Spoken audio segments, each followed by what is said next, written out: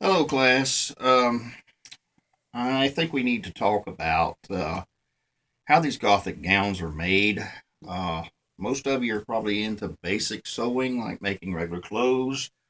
Um, as I showed you here on the form, we are laying a foundation of what is going to happen here in muslin.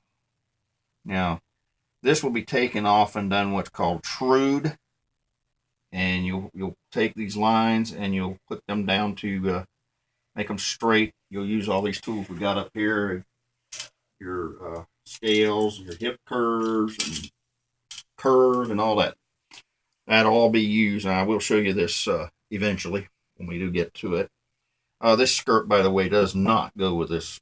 This is the top of the Gothic gown that we are proceeding to make. This is in its basic form. We will have to transfer that over to paper, and then we'll make it again and sew it together so we can see what it'll look like on the form. But we have to get to the skirt and everything. What I'm really concerned about here is, like I said, this is not basic sewing we're doing. This is more intermediate sewing. I have here, my wife will come over this way. This was the last Gothic gown that was sent to Paris. As you can see, you've seen these pictures before. This was the drawings. This is the bridesmaid. This is the bride. You have patterns. Now, these patterns be constructed of more patterns like you saw in a conventional pattern. Okay, what I wanted to get at here is there's a lot of different things that you use in this particular sewing. For instance, we may have to use a commercial machine. I have not used it as of yet, but we will have to remember to use that. Another thing, I don't know if I got right away. I forgot to get out. Yes, here it is, I think. We will be using a roller foot. If she'll zoom in on that, that is a roller foot. This thing rolls. Okay, that is because when you come on this material, it will stick. So see, it rolls. So the material will roll like this as you sew. Okay, very important. I found that to be a lot easier than a lot of things. There are different ways to do it. Some people like to put tissue paper over it and things like that. And this is some of the materials we'll be using for this Gothic gown. You'll have roses and stuff. And we're going to get into a lot more of this when we show Victoria's dress. Banding to use underneath. That may or may not be used. You have to have your buckles. We have 10 feet of chain here, which will have to be cut to different lengths. We have black tape. And we usually use something other than shoelace, but that's all I got right now. We probably will get the right kind. And sometimes we use pins. We use key rings and different things that I might have in here that I don't even know what I got in here.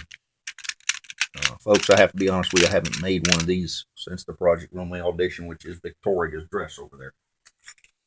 Okay, this is a certain types of pins that you have to use for like curving. There's a curved needle here. I don't know if you can see it that good. This is for like going in and curving in.